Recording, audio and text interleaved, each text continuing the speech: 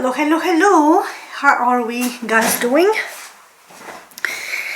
There is this one song on YouTube by Cimeris, or Cimeris, because I have a French way of reading things. It's titled Kiss Me Like a Lie, and I'm completely obsessed by it. So, this whole read that we are about to embark upon is basically inspired by that song. And it's gonna be, so if you watch tarot reads on YouTube, there's usually called what are his feelings for you, what are his thoughts, his, hers, if you, or you versus them. If you watch Christina from Sassy Scorpio Tarot, which I adore, she's wonderful. So this is gonna be like a you versus them situation, or his thoughts, his feels, your feels, but centered and inspired by Kiss Me Like a Lie from Cimeris, which means that each position will have a broader theme for each position, and that broader theme will be explored a little further based off the lyrics. As per usual, I will obviously indicate what decks I'm using and show them on camera. So the clarifying deck will be the Van Gogh Tarot, which works wonderfully well. And for this spread, because it's like a love theme thingy, we are introducing Secrets of the Rose Tarot. Secrets of the Rose. I found this one on Temu, but it's a pretty good quality, cardstock quality. The oracle will be Messy Truth, as I think it fits absolutely the theme, and the central, or just like the presentation of the signs for who I'm reading, will be the Barbiery Zodiac signs. So main deck, clarifying deck, and the two oracle cards. And I'm gonna zoom in just a little bit so you can have a nice screenshot opportunity. Here we are. The Van Gogh, I found it on AliExpress, but it's also on Temu. I saw it. It potentially has two names, but you can easily find the Van Gogh Tarot. Secret of the Rose on Temu, Messy Truth on Temu, and this, any regular normal shop will have the Zodiac. Barbiery Zodiac Oracle. So let's dive into it.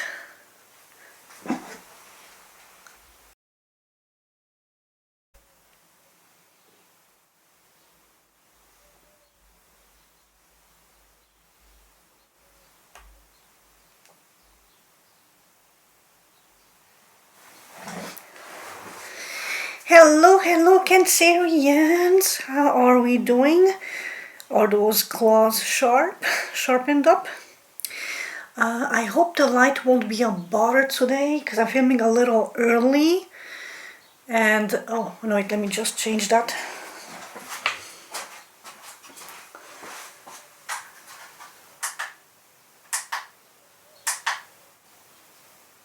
Okay. So, yeah. I'm filming a little earlier than my usual schedule, which depends on how early my father is drunk enough to go back to sleep. So, yeah. But it sort of lends a beautiful light on my decor that you cannot technically see. Anyway, so this will be a you versus them versus you sort of read. How, well, it's definitely how should I say it? It's couple oriented, but like I don't want, oh my god, wait, what happened? What? Okay, sorry, I almost lost all my Jesus, what, that was like a little mishap with my, I cannot talk today. So much editing here. Anyway, so this is inspired by an artist here on YouTube called Simeris or Simeris. She has that song Kiss Me Like a Lie, which I absolutely adore, obsessed with, and so this is inspired by that.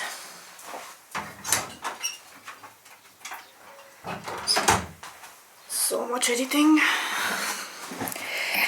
And since my channel is otherwise focused mainly, mostly, primarily on addressing heavier topics like shadow work, because I'm here as your self-appointed tarot therapist, I like to dig into maybe less comfortable waters so that I can pull out the surviving people from drowning and maybe bring them back to a safe shore. That is my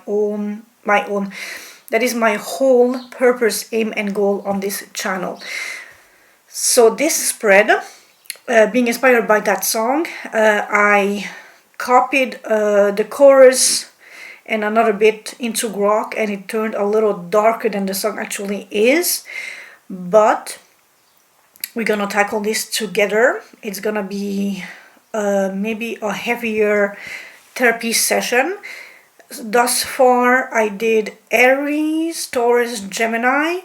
It went rather fine, so you're gonna be fine, don't worry. I'm virtually petting you. Here, it's gonna be fine. We're gonna have 9 cards, 4 for your side, 4 for their side. If I reference him and her, it's because the way the lyrics are, and Gogh interpreted as him, her, but apply as fits your situation. Him, him, her, her, they, whatever fits the bill. So 4 cards for him gonna be his energy, perspective, and actions. 4 cards for your person will be her energy, wounds, and experience. So let's start. I'm gonna take a little sip. Oh, by the way, cheers!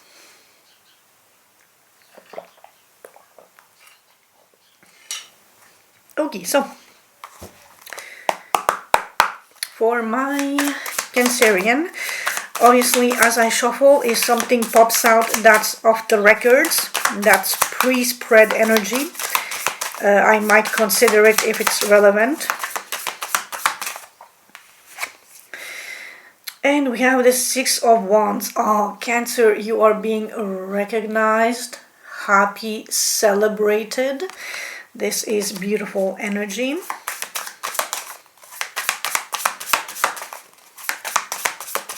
You have, if you are expecting good news, it's on the way. If you're not expecting, it's still on the way. Again, so, okay, wait, like this. This is such a beautiful energy of victory, recognition, celebration. Again, some good news, and since the card popped up twice, I'm inclined to say it's like major good news in your energetic vicinity at this time, and I'm having body shivers all over me, so it's the Cancer for whom I'm reading. It's definitely some major good news. 4 of Wands regarding your family and 9 of Pentacles. So maybe you are no longer single and you are building foundations.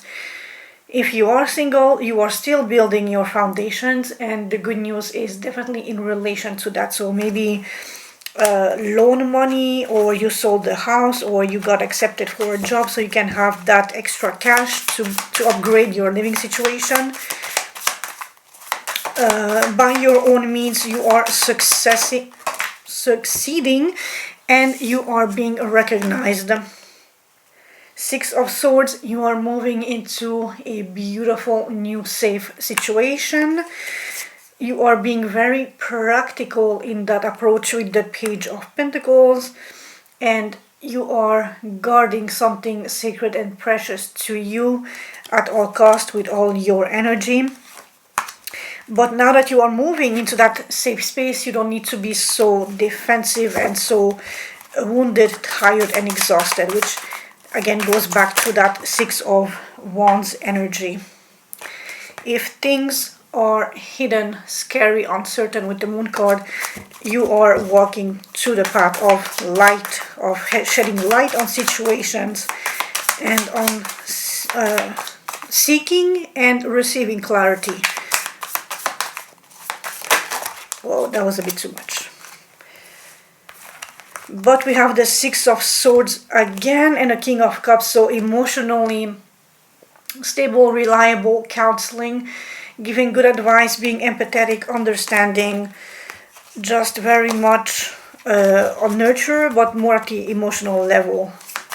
If it's you, you are protecting your emotionality and you have a sense of upgrade in how you manage your emotions, how you manage your time, your energy. Cancers being very in touch with their emotions, being a water sign, it's important at this time to be very discerning in who gets what, how the access level to you is a bit something that you need to reflect upon and pay attention to.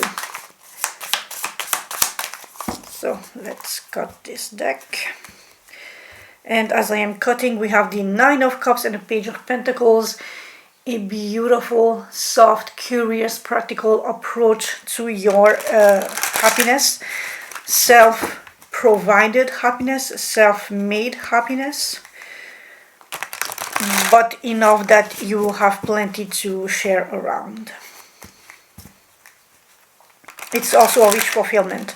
So you might have been wishing, manifesting something for a certain amount of time, and now going back to that Six of Wands, it's being concretized, crystallized, finalized. It's being brought into your 3D world, which is a beautiful energy.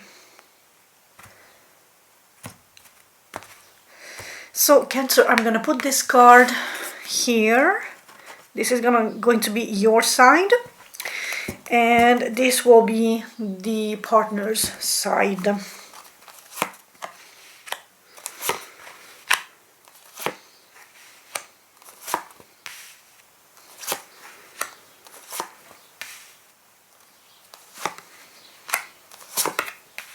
And the last card.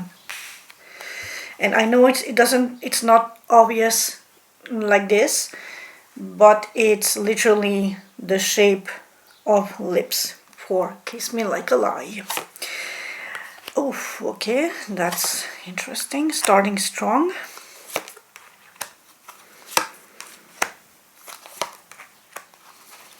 Nine of Wands again, being defensive. Or protecting something in your case. I mean, that's the energy that I get. It's like protecting something and at all cost. So, let's dive into it. First card on your side, the Seductive Lie. Kiss me like a lie, the kind that makes you stay. You offer intoxicating, beautiful deception, the kind of falsehood that feels like devotion and keeps someone emotionally hooked, even if it's hollow. But in your case, with the Justice card, I wouldn't say that it's false or a lie. It feels very much balanced. And we have that Six of Wands again, so seriously nothing. How can I... The light is a bit not helping me. I will be right back. Actually, no, you can see it. Okay, so no, never mind, it's good. So in your case, there is no lie, no deceit on the table with this beautiful energy here. It's very much honest and balanced, which is beautiful. You are the first sign in the series that gets like honest cards, which beautiful, honestly. I was kind of thinking that maybe I should cancel this series because like thus for the signs that I saw, Aries, Taurus and Gemini had let's say a rough start. Oh come on, don't be so slippery. So yeah, The intoxicating, beautiful deception is that you are honest and fair and balanced, and that is bringing a victorious. Oh, I forgot one card here. It's Sunday. As I'm feeling this, I'm a little all over the place. There is no lie in your situation. If there was injustice, it has been restored. It's now equal give and take, and it's a beautiful celebration of the union as it is. Let's see if I can extract something more.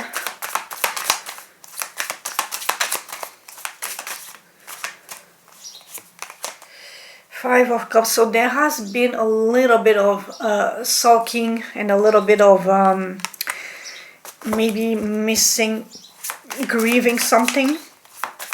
But after that phase, the clarity has been brought to the table with the Queen of Swords. Communication, honesty, openness has restored the scales of unity and justice, and thus it is now victoriously happy, secure, serene. Nothing to worry on that one. There is no lie, there is no deceit, there is no falsehood. That is the originating point of this situation here for you guys.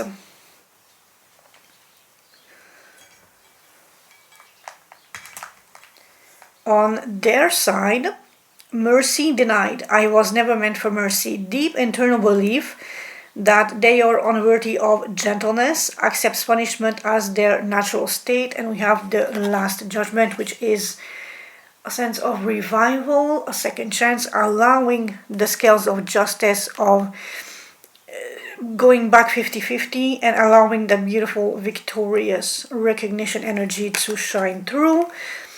Ace of Wands, after a new inspiration, a new spark.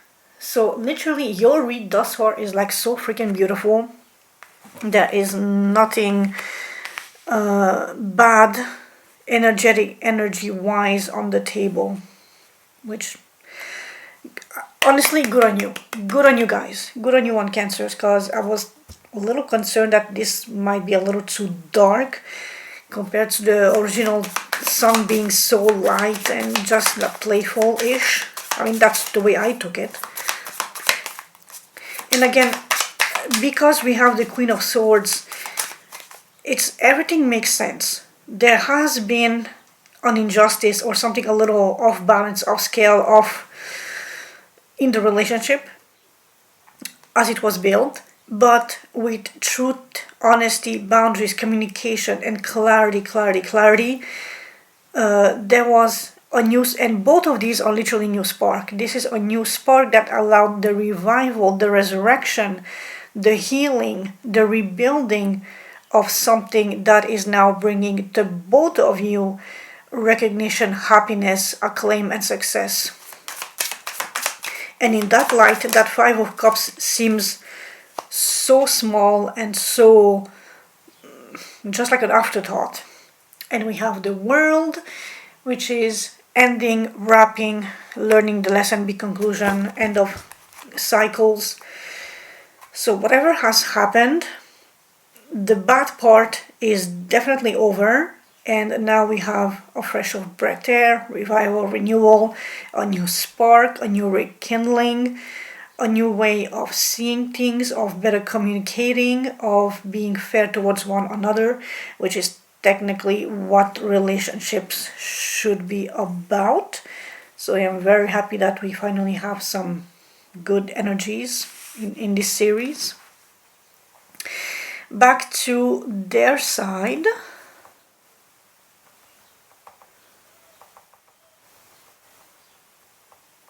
False depth, crocodile tears, ooh la la. Hold me like you mean it, then turn and run away. Master of intense momentary intimacy, that's you, followed by sudden abandonment, performative passion without follow through. And we have the titular Knight of Wands, which is definitely there for the fun times, not so much for the long times. And the Three of Pentacles. Ooh la la. And look at, oh, okay, so this is so cute. Both cards depict literally a kissing scene. I don't know if you can see it, so kissy kissy, kissy kissy. Kiss me under the olive tree. Anyway, collaboration and passionate. So this can be the sort of follow-up to that Ace of Wands. That new spark is either brought by the Knight of Wands, or is opening the door to that very passionate, driven energy of the Knight of Wands, which in context to everything else is now very happily, very enthusiastically inspired to collaborate with you, Three of Pentacles, with them, sorry, you with them, to bring forth the union to the next level, to give it a second chance, to have it a second revival, to have it again equal measures, equal take, equal give and take, equal on all fronts, or as much as possible within the context of your own situation. Maybe that new spark finally made you guys understand that collaboration is a healthier approach to things. Open, honest communications is a better approach to the union, to the harmony of the union. And it doesn't mean that it needs to be boring and tepid. It can really be very lit up and fiery and passionate and fun with that Knight of Wands.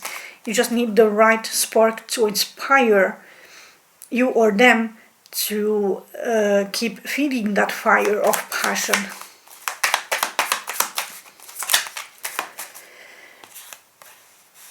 And we have the King of Cups and the Five of Wands. So there has been an emotional conflict at some point, but the King of Cups being the sort of higher ranking card against the Five of Wands, it's just petty argumentation, petty fights, which again cleared by the Queen of Swords. It's like, let's leave that in the past, let's have a different approach to the present situation, let's leave the past in the past, wrap up that chapter, be more empathetic, be more discerning and communicative with the Queen of Swords, but more understanding of the other's position with the King of Cups, and be more mature, nurturing, loving, understanding with the King of Cups. And let's put petty fights, Five of Wands, and their consequences, losses and grieving with the Five of Cups in the past, the world.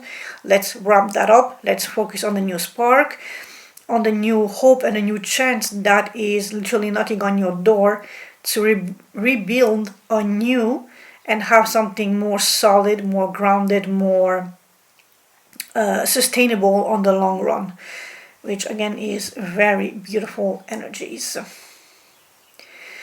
On their side, carrying your scars, and still left me all your scars. She becomes the container vessel for his emotional damage. He marks her permanently and walks away clean. The Hermit is a bit of self-isolation to reflect on situations and seek inner wisdom. Page of Swords, a little bit of delays, a little bit of spying, but here it's more like a carefree energy of going deep within to see things without the heavy load and the heavy burden, or the more structured approach of the Queen of Swords.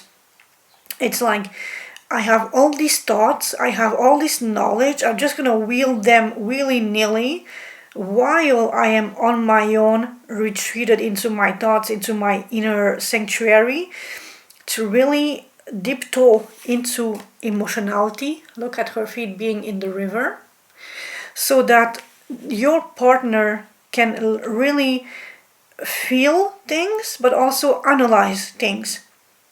And it might be a slow process, because the Page of Swords looks towards the direction in which they are headed. But okay, so the body is in one direction, but the head is turned back to the past to make sure that nobody is following them. So it's a slower progress, it's a bit immature, but it's very much based off curiosity and intellect. So they are trying to analyze and shape emotions into concrete thoughts. Think about charts and statistics and all that stuff to make it like a concrete, defined frame of how they feel so that they can better communicate with you how to go forward, how to keep feeding the fire and keep the situation and the relationship healthy, abundant, thriving, which is a beautiful energy on its own. So it's not as much carrying your scars and your trauma as is just them reflecting on the union and the impact of maybe past conflicts or past miscommunications or past behaviors into how those things shaped up against the emotional aspect of the relationship and how the pure, genuine love kept you together, withstanding the storm of those small conflicts.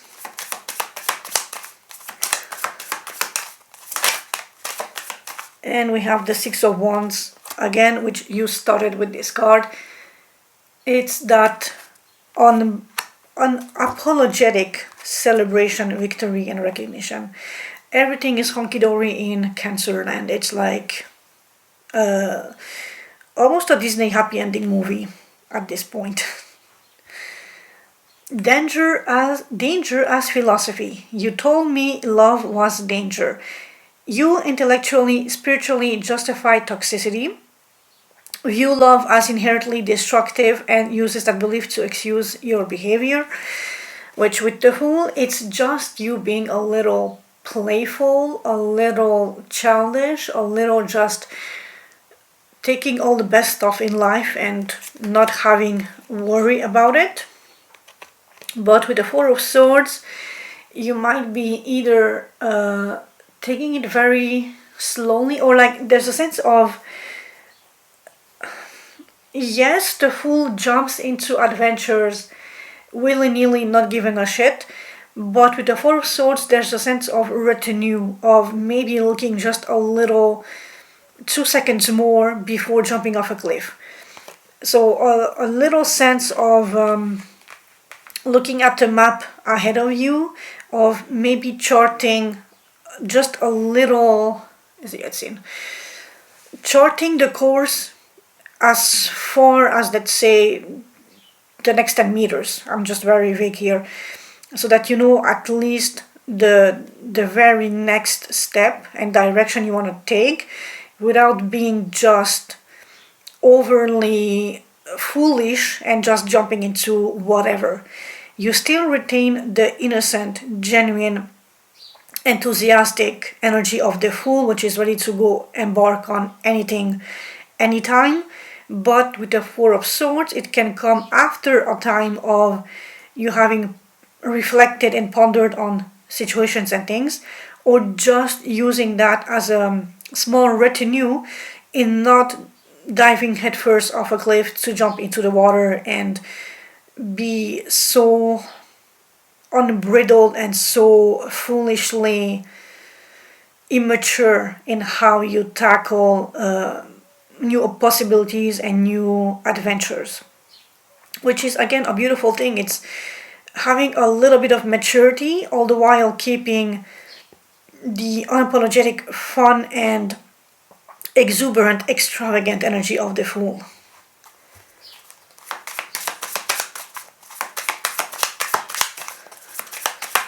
In this case, the whole danger as philosophy is like, yeah, but let's be just a little bit cautious in how we tackle that danger. And you have the Wheel of Fortune, which is good luck, good fortune, karmic cycles, because you are utilizing just a little bit of thought and a little bit of retinue and not jumping willy-nilly into stupid because it's just appealing and right there at your vicinity and in your reach. You are striking Willy Wonka's golden ticket, because instead of jumping straight into the water below, you turn left and oh, there's a staircase right there. So yeah, you can have like a easy breezy beautiful stroll down to the beach and have more time to hold your partner's hand, have a lovely chat and communing with nature and shite, to quote Zane. So because you utilize and literally grab that serenity of thinking a little bit more than, or halting the fool's exuberant energy, your luck is turning in a good. So normally fortune favors the bold, but in your situation fortune favors the one that is cautious and not overly jumping into situations. Addicted to the divine spark, we never had a future, just a spark we call divine. Your partner clings to the brief, transcendent moments, romanticizing the intensity even though she intellectually knows it was doomed. So that could be a little bit of the defensive card of the Nine of Wands. But again, it's moving into safe territory with the Six of Swords. So even though your partner might be aware that she's romanticizing the original spark or like the best moments in the relationship, and she's aware of that, it's still just it's a feel good thing. There's no excess, there is no toxicity, and again, going back to your side with the Fool, there is no sense of reckless behavior and of jumping into things just for the sake of jumping into things. Yes, the transcendent or the spark, the romantic fireworks are still important, and your partner is guarding them as sacred with this Nine of Wands, but it's also because it fuels her sense of feeling safe in the relationship, because she has that knowledge and that reassurance that this spark is sacred and divine, and that this thing that is linking you together is worth protecting, because this is the boat that will proverbially lead you into the safe shore of long-term relationship, of you growing old and being adorable grandparents together. So, and I'm being so emotional right now, I'm sorry, but this is like freaking beautiful. I'm a Leo, by the way, so, and as per my chart, I don't have any freaking water in me, but this is like so beautiful. So pardon me if I choke up and cry a little bit on the microphone. So what is with the Nine of Wands? Anything here? And we have Temperance, which is a little bit like so my battery completely died and I have no idea at what point it cut off, so I'm gonna respill the whole thing that I was here. So here in Addicted to the Divine Spark, we never had a future, just a spark we call divine.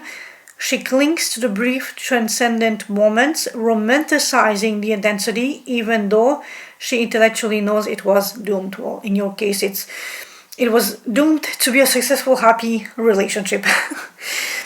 But what I was saying was like, it's not a toxic level of romanticizing those transcendent moments.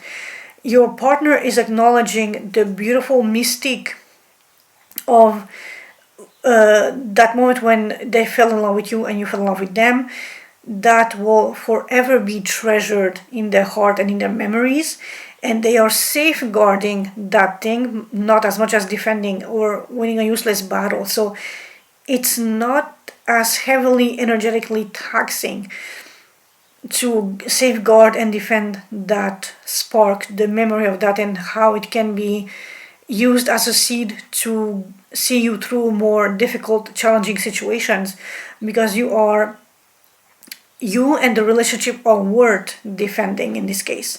And that spark is also the proverbial boat that is helping you go towards a happily forever story with that Six of Swords reaching the shores of old age, or like literally grandparents and all that stuff.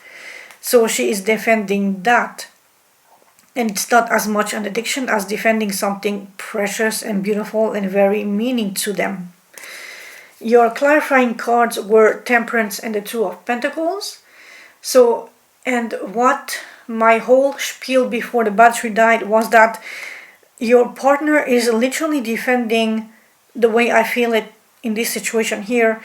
They are defending their sacred inner core spark of who they are, and they're also defending yours, bringing the balance between their side and yours, and keeping it in a very subtle but not, well, demanding a little bit, because the Nine of Wands is very much exhausting to some capacity.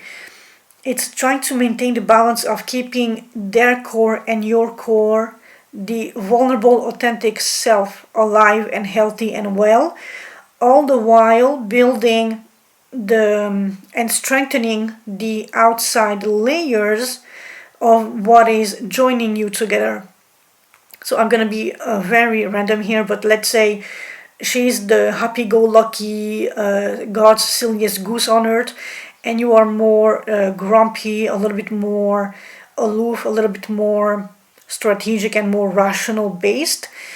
She will protect those identities, all the while juggling to build the outer layers that are connecting you in a way that is healthy and potent, and that will last forever, or until your last breath, not collectively, but the both of you.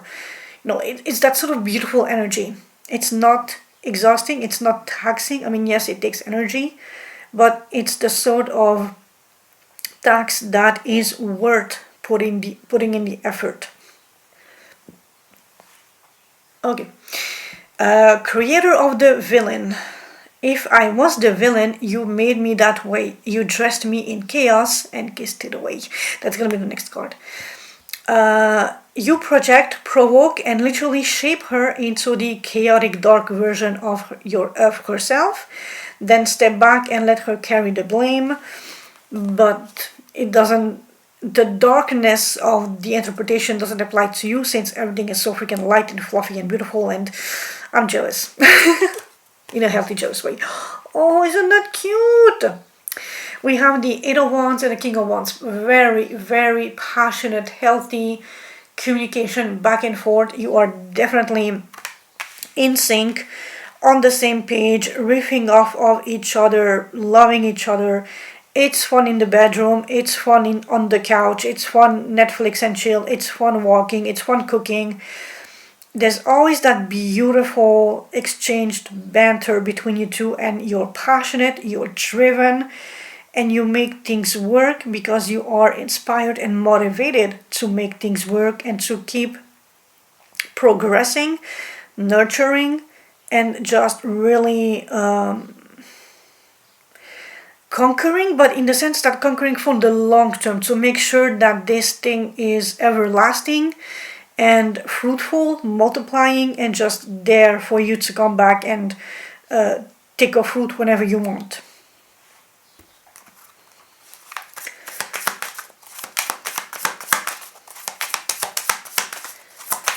So let's see what's up here. Ooh, Death. Don't be afraid. Death is just transformation and change. Going back to that World card, something ended and now a new process has been established to link and fortify and just strengthen the union between you and them. With that, same thing. Something has changed and it's now just a new way of seeing things. Or maybe you abandoned something to give more space to this. Something for that.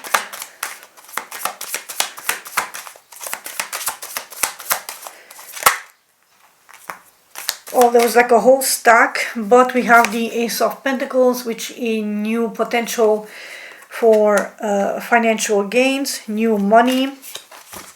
And again, because you ended something or you transformed, changed something, Now you are more inspired, more driven to go conquer and make money, or have a new company. If you're an entrepreneur, that Ace of Pentacles is just riffing off that Wheel of Fortune, because you are unafraid to throw a whole freaking bowl of pasta up the wall to see what will stick. And you are compensated for your efforts with the Ace of Pentacles. Something will stick, and you will have a new financial abundance in your life, which again, this read is so freaking beautiful.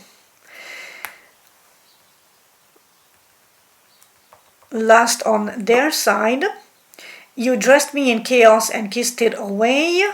She was both costumed in instruction by him and momentarily absolved, forgiven through his kisses. A cycle of degradation in fleeting redemption with the Hanged Man. This almost goes back to the Hermit, a card of non-action, but non-action that is serving the purpose of healing past trauma, and here a little bit of concern and worries. So whatever is on your partner's side that is stressing, but it's just thoughts. And with the Eight of Swords, it's also a bit of a self-imposed prison or mental prison, worrying about things that could easily be dismantled if all of the swords are given a name, because every problem has a solution.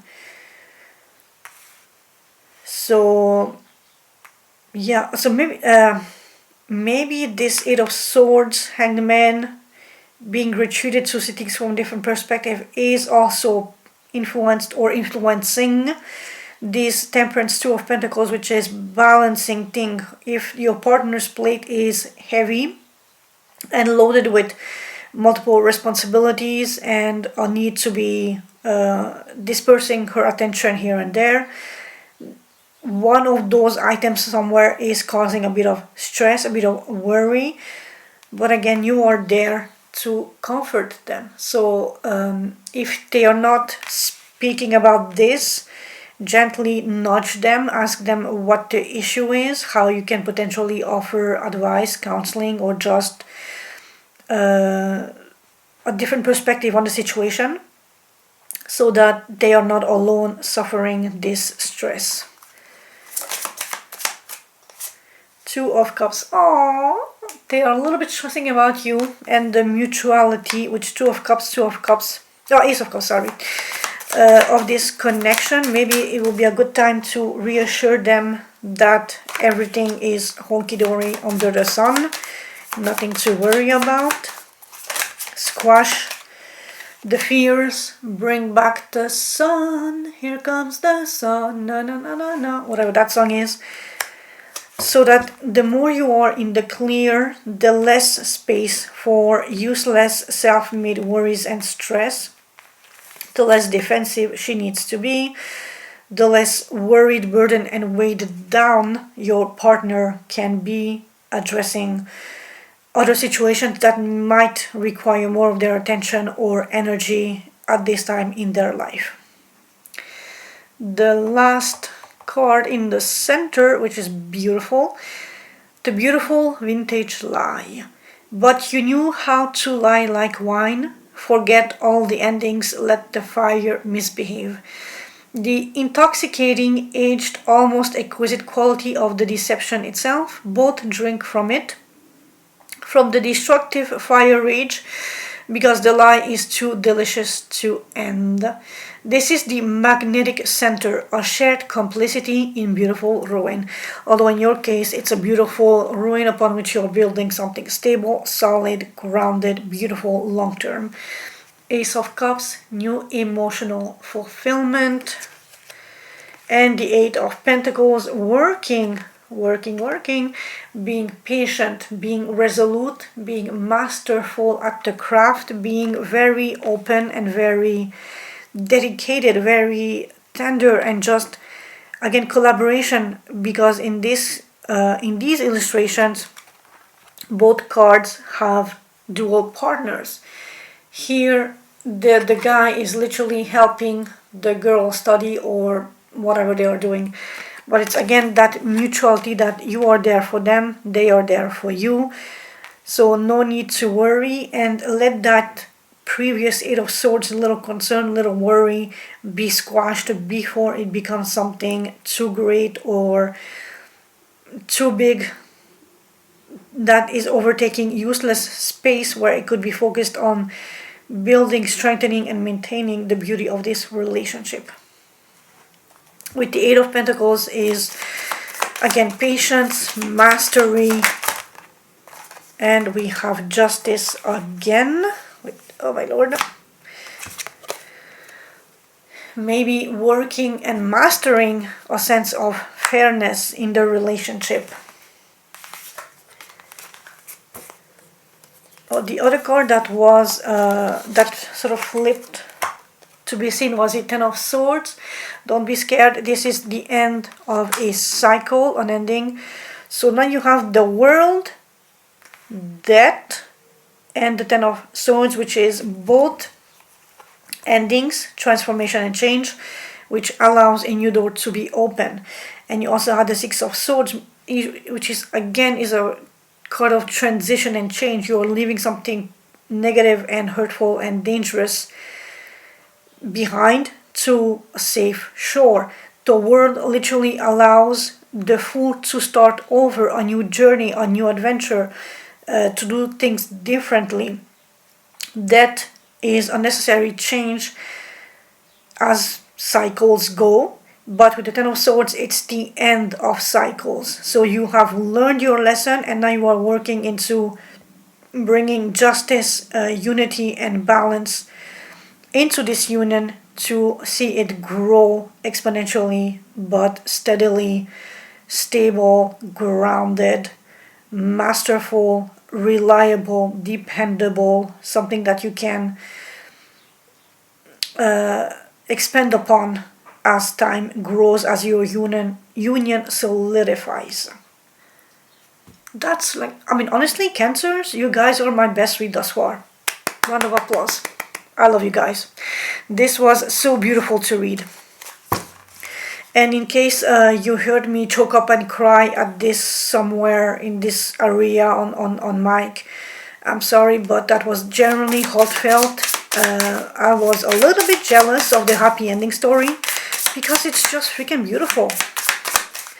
So, last bit for my Cancerians. What's the last oracle card?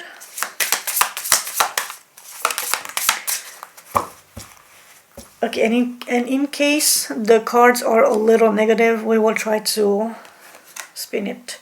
I never meant enough. Unseen, unchosen, rejected. This could be a little bit of the source of stress and worry that your partner had with that Eight of Swords here. In the last position, which we... What was the title of this? You dressed me in chaos and kissed it away. She consumed by destruction and absolved. So maybe try to be a little bit more present, a little bit more active in how you signify your love, not just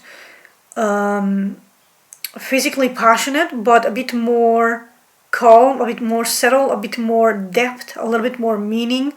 Small things that make her be seen, to give her this reassurance that she is seen for who she is, appreciated for what she brings to the table. That is very important here, and not just for the fun that she gives and provides to the relationship.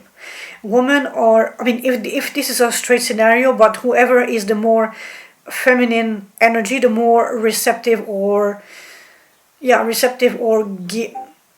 oh, why do you keep... So feminine is more internalizing and receptive compared to the masculine, which is more outwardly active. So whoever is the more feminine energy in this situation needs to be not, if you cannot like outwardly praise, just acknowledged for the value and worth that they are bringing to the relationship. And through small meaningful gestures and words and just little hints here and there, you can make a world of difference in making them be seen, chosen, appreciated, and just literally flip the meaning of this card 180. So, Cancerians, thank you for allowing me to have read for you. This was a beautiful, beautiful, beautiful read, even though the theme was pretty dark-ish. Go listen to the song. It's very catchy. It's very fun, and you know it's cutesy. It's definitely not as dark as what Gogh has given me as definitions for the card position. And like, comment, subscribe, please support my little channel. I'm trying to grow here on YouTube. Granted, I will also have a little like courses and just demystifying the tarot cards as a series I'm working on. But yeah, for the moment it's gonna be just energetic deep dive into things. So enough rambling. Thank you so much for watching my channel. Ciao ciao. Peace out. Peace out, guys.